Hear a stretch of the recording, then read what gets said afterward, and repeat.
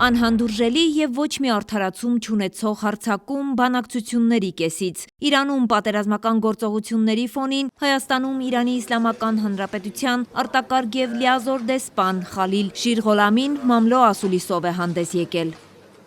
ԱՄՆ-ի և սիոնիստական ռեժիմի հարձակումը տեղի ունեցավ այն ժամանակ, երբ Իրանի Իսլամական Հանրապետությունը դրսևորում էր առավելագույն բարի կամք և ԱՄՆ-ին ներկայացրել էր օպերատիվ, ճշգրիտ և իրականանալու մեծ շանսեր ունեցող առաջարկներ։ Անդրադառնալով Իրանի Իսլամական Հանրապետության գերագույն հոգևոր առաջնորդի զոհվելու փաստին, դեսպանը շեշտում է, նա իր ամբողջ կյանքում անցկացրել էր բռնարարների դեմ դիմադրության և պայքարի ճանապարհին։ Որքան էլ ծանր ու ցավալի կորուստ է, այնուամենայնիվ իրական գաղափարները և ձգտումները հնարավոր չէ անձերի մահվան հետևանքով վերացնել։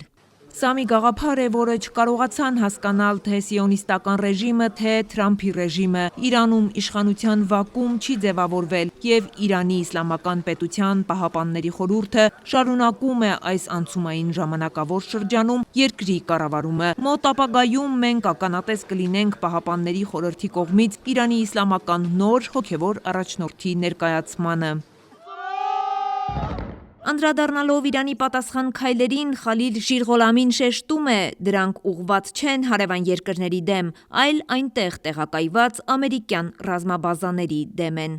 Քանի դեռ կշարունակվի այս ագրեսիան, մենք կշարունակենք ինքնապաշտպանությունը։ Հայաստան-Իրան հարաբերությունների վերաբերյալ դեսպանը հստակ դիրքորոշում ունի, որքան էլ Հայաստանը որդեգրել է արտաքին քաղաքականության դիվերսիֆիկացման ռազմավարություն, մեր երկրների հարաբերություններում առկա խոր համագործակցությունն ու դարավոր հարաբերությունները պարտավորեցնում են։ Մենք վստահ ենք, որ թե ռազմական, թե տնտեսական, թե ինքնության առումով ուժեղ Հայաստանի գոյությունն այս տարածաշրջանում օգնում է ապահովել նաև Իրանի ազգային երազանքները, ձգտումներն ու նպատակները։ Անկախ այն հանգամանքից, թե ինչպիսի արտաքին քաղաքականություն է վարում Հայաստանը, Իրանի հետ տարբեր ոլորտներում առկա փոխգործակցությունը կշարունակվի, վստահ է դեսպանը։ Արևիկ Սարդարյան, Արմալուր։